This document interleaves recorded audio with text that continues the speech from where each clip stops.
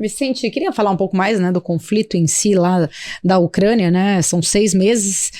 Você já pontuou, né, que isso começou desde 2014, a anexação da Crimeia. A gente pode falar mais sobre isso, mas você também pontuou que você acredita que existem outros fatores, não só essa ligação, né, essa preocupação de uma proximidade, por exemplo, da própria Ucrânia com a OTAN, apesar de outros países como Polônia, que já fez parte também, está próxima a ter, né, fazer parte ali da OTAN, mas eu queria entender mais basicamente, né, quais você acredita que sejam os motivos reais que fizeram com que Putin realmente invadisse a Ucrânia, mesmo ele tendo sinalizado que ele não iria fazer isso, apesar da população, desde a invasão, né, da anexação da Crimeia, acreditar que uma hora isso fosse acontecer? Olha, eu vejo 3 motivos principais, Paulo. O primeiro, né, uma continuidade a isso que eu já estava abordando, é essa questão da política doméstica, né? O quanto conflitos tem um potencial de fortalecer a própria popularidade de Vladimir Putin, né? Na ciência política a gente chama isso de rally around the flag, que é quando a população, né, se reúne em torno do líder diante de um conflito, né? Isso já foi constatado em diversos outros países, né? Após 11 de setembro nos Estados Unidos, a popularidade de George Bush acabou crescendo muito, né? E esse efeito rally around the flag é muito presente na política russa também. Então, quando a gente olha ali, um dos primeiros saltos de popularidade de Vladimir Putin foi logo no ano 2000, ali, de 1999 para 2000, quando tem a Segunda Guerra da Chechênia, né? Um outro pico, a Guerra da Geórgia. O maior pico, talvez, a gente vê ali exatamente na questão da Crimeia, na anexação da Crimeia, naquela tensão em torno da Ucrânia, houve um grande salto de popularidade, e a popularidade que estava em baixa, hein? A popularidade estava em baixa e salta ali para mais de 85% de aprovação. E agora a popularidade também nos últimos anos estava em baixa, e a gente viu um grande salto ali, novamente um grande salto de popularidade com esse conflito, né? Então, né, como eu estava falando antes, o conflito ele reforça esse pilar ideológico de sustentação, né, essa ideia de confrontação com o Ocidente, de que a Rússia é cercada de inimigos. Ele empodera alguns atores, né, principalmente da área de segurança, né, alguns atores que têm um papel muito ideológico e que nos últimos anos, né, a influência deles na política russa acabou crescendo muito, né, como a FSB, que é a antiga KGB. Esse discurso, esse conflito, ele também é utilizado para perseguir opositores, né? Desde o início do governo Putin há uma perseguição a opositores, mas nos últimos anos isso veio se endurecendo muito, né? Então a gente vê que agora alguns dos poucos canais midiáticos que ainda criticavam o governo foram fechados recentemente. Uma rádio fundada bem no comecinho dos anos 90, né, que era um dos poucos canais ali de oposição, foi fechada. Outras lideranças foram presas. A gente viu que nos últimos anos houve uma série de prisões de lideranças importantes da oposição, né, como o caso Navalny. Nessas últimas semanas houve prisão de mais opositores que eram muito conhecidos em toda a Rússia, né? Então, como o próprio Vladimir Putin chegou a anunciar em março, essa guerra é uma oportunidade para fazer uma limpeza na sociedade russa contra o que ele chama de quinta coluna, né? Quinta coluna seriam os inimigos da Rússia infiltrados na sociedade russa e que estariam à disposição do Ocidente para destruir a Rússia por dentro, né? Então ele explora muito esse discurso também da quinta coluna, dessa ameaça que os opositores teriam à Rússia, e ele associa isso ao conflito com o Ocidente, né? Então ele usa isso para aumentar a repressão dentro da própria Rússia. E ele chamou no começo de operação militar especial, né? Se eu não me engano, seria o termo, né? Ele não reconheceu em nenhum momento que isso era uma guerra em si. Depois, claro, acabou acontecendo. Mas naquele começo era uma operação militar, como se ele realmente estivesse se defendendo, né? Ele tratou exatamente como se fosse uma autodefesa. Sim, seria exato. isso, né? Até hoje... Contra nazistas, também grupos nazistas, né? Que ele citava muito ali. A questão do nazismo, o genocídio no Donbass, a questão da OTAN, esses são os 3, né? O combate à expansão da OTAN, o combate aos nazistas. E a resolução do genocídio no Donbass, né? Foram os 3 principais argumentos utilizados por ele. Mas a questão que fica, né, de fato, até hoje os canais midiáticos russos, eles não usam a palavra guerra, né? Ou seja, tem uma sanção e aqueles que usam podem sofrer processos, inclusive criminais, né? Como descreditar o exército, ou seja, uma série de leis foram adotadas para combater críticas ao exército, críticas ao governo nessa guerra. Mas daí fica a questão, né? O Putin tinha medo, né? Por que o regime dele está tão preocupado com uma sustentação, né? Ele tem alguma ameaça, né? Se a gente olhar nos últimos anos, diversos regimes próximos ali de ex-repúblicas soviéticas muito parecidos ao regime de Vladimir Putin,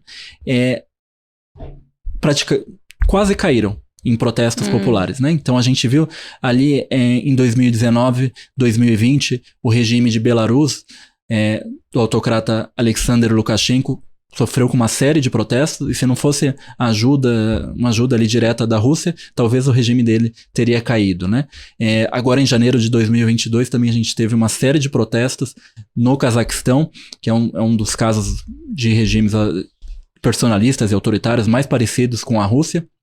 E era um regime que parecia muito estável, as lideranças no Cazaquistão estavam ali há muitos anos, e esse regime quase caiu do dia para a noite, né? Os protestos ganharam proporções de extrema violência em pouco tempo, né? Então, eu acredito que Vladimir Putin ele acredita que isso possa chegar à Rússia em algum outro momento, né? Se há dados objetivos ou não, que apontam que isso vai chegar ou não, é uma incógnita, mas a questão é que se a gente olha nos passos que ele deu nos últimos anos, né, com o aumento da repressão, isso é uma sinalização, é um termômetro de que o regime tem medo. Então, quando você aumenta a repressão é porque os ganhos econômicos, por exemplo, não estão sendo suficientes ou não são vistos como suficientes para sustentar o regime, e mesmo os pilares ideológicos, né? Então, eu acredito que ele aposta aí nesse pilar ideológico.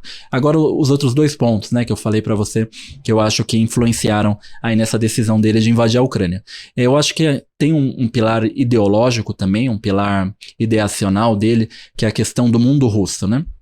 Que a doutrina do mundo russo, né, que foi difundida pela diplomacia dele ali desde os anos 2000, é a ideia de que a Rússia teria uma obrigação ali em proteger, né, não apenas russos dentro da Rússia, mas também russos étnicos ou populações russófonas fora da Rússia, principalmente em outras ex-repúblicas soviéticas, né? Então, quando acaba a União Soviética em 1991, cerca de 26 milhões de russos étnicos estão fora da Rússia. Então ele vem explorando, e a Ucrânia é um dos principais locais, né, o leste da Ucrânia, ali, principalmente na Crimeia, né, e um pouco ali no Donbass, havia muitos russos étnicos, né? No norte do Cazaquistão a gente também tem muitos russos étnicos, na Letônia, na Estônia.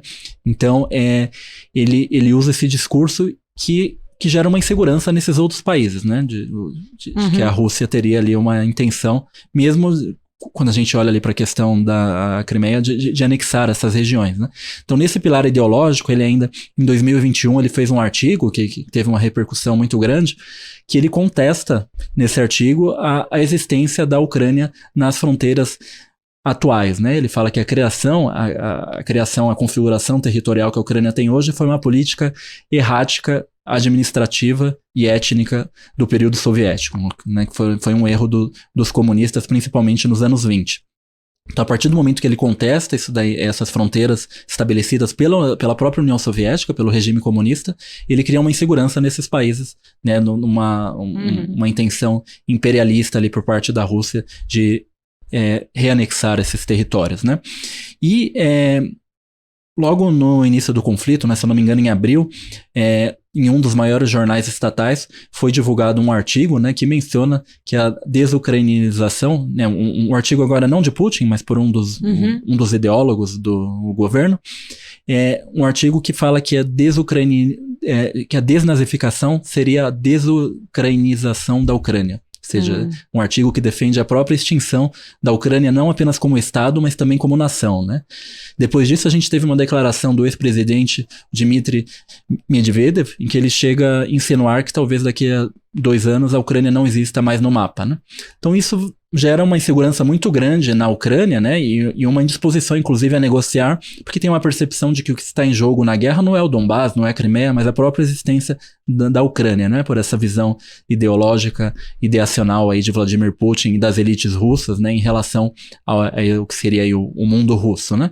E um terceiro e último ponto que eu apontaria seria a questão geopolítica, né? A questão de como a Rússia vem perdendo uma certa influência ali, pelo menos o soft power russo vem perdendo uma influência em outras ex-repúblicas soviéticas desde os anos 2000, e a Rússia tenta reagir a essa perda com o uso da força, né? Então ali em 2003 houve a Revolução Colorida na Geórgia, em 2004 na Ucrânia, e houve outras revoluções coloridas depois, né? Essas revoluções coloridas, no geral, elas levaram à derrubada de lideranças que eram pró-Rússia e a ascensão de lideranças que eram pró-Ocidente, né? Com o discurso da democratização, de liberalização, e a Rússia acusa esses movimentos de terem sido orquestrados pelos Estados Unidos, né, em um projeto de guerra híbrida para enfraquecer ela, né? Então ali, esses dois casos que eu mencionei para você, o caso da Geórgia em 2003 e da Ucrânia em 2004, seriam casos ali que tiveram sucesso contra a Rússia, mas nos últimos anos a gente vê aí um crescente uso da força pela Rússia para tentar conter esse tipo de movimento, né? Então isso foi visto ali em 2019 e 2020 em Belarus, né, quando eu mencionei aqueles protestos contra Alexander Lukashenko, que foram reprimidos e contaram com a ajuda ali da Rússia para serem reprimidos, e no início desse ano, em janeiro, no Cazaquistão, né? Então, acho que é cada vez mais claro como a Rússia está disposta a usar força para garantir a hegemonia dela, que vem sendo contestada desde os anos 2000 no chamado espaço pós-soviético.